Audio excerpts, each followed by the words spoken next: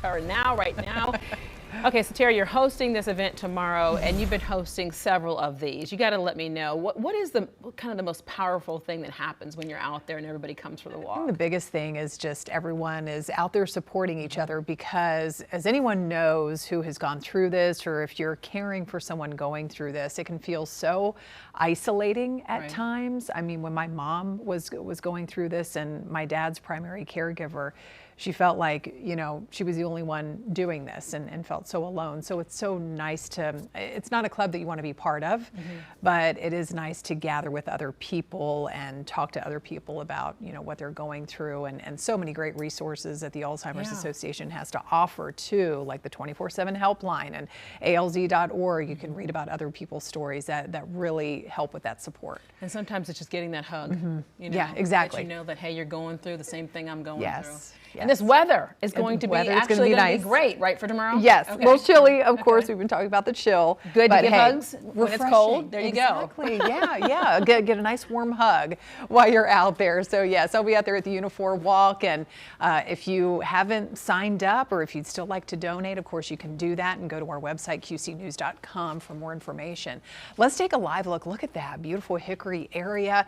I'll be down there just down the road at the stadium, and you can see some of that beautiful fall color too at the same time, and also noticing as we look high above that veil of some cloud cover that's been rolling in here throughout the day today, not producing any rain. It's still so dry out there in the atmosphere, but eventually we will squeeze out some of that much needed rain as we go into next week. What a pattern change it will be, with some even chillier temperatures, and yes, even during the day on the way. So there we go. There's the official forecast for you. Low 50s for tomorrow morning around 10 a.m., 11 o'clock or so. Those temperatures will be rising a little bit.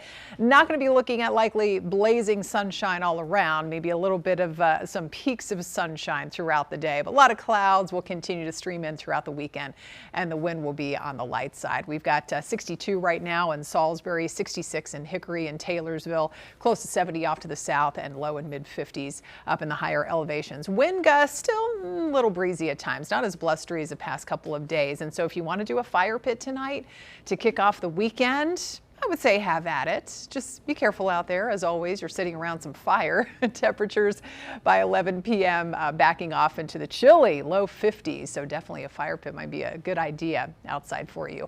All right, so we do have the clouds you can see back off to the west. All the rain is focused over Missouri and down through Arkansas and parts of Oklahoma, but we will see some of that streaming in going into next week. Frost advisory in effect again tonight for the I-40 corridor up through the mountains of Burke and Caldwell counties too, down through Lincoln County included in this one, and east into Stanley County, because you all again waking up to some colder and frosty conditions outside. Those temperatures backing off in the 30s by tomorrow morning in the Queen City.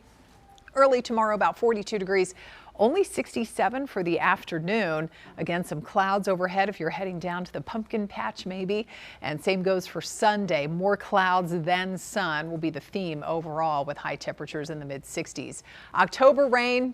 Lots of zeros. This past Sunday, we had a few hundredths of an inch, and that was about it. But we will see some measurable rain on the way. Again, this weekend, the only thing we're noticing on Futurecast really through late tomorrow is the extra cloud cover streaming in. Maybe a couple of sprinkles toward the mountains early on Sunday, but Panthers forecast looks to stay dry if you're maybe doing some tailgating out there on Sunday, 10, 11 o'clock, noon or so. It's going to be cool. Temperatures hovering in the 50s, right around 60 before the game starts there before 1 o'clock, and we'll see kind of a partly to mostly cloudy sky, but it does look dry. And the official game day forecast throughout the afternoon, again, those temperatures running a little bit cooler from the past few days, around the mid 60s. I would say pretty nice fall football weather with some of the clouds around, but here comes the rain. So look at the timeline here for Monday. By 5 p.m. and even in the morning, we'll likely see some rain moving through. This wave of low pressure, we've got a warm front to the south, and so pushing in that moisture along the way. And it's not just Monday that we're talking about. Chance of showers continues really off and on through Tuesday. May see a coastal area of low pressure here, and then swinging more moisture in through about the middle part of the week. Another round of some rain expected for Wednesday as well. Mountain forecast, temperatures staying cool, but look at next week, Monday, Tuesday, Wednesday. Temps struggling to even rise out of the 30s in the afternoon up in the high country. So you know we're going to be cool too down the mountain and here in the Charlotte area after a dry weekend.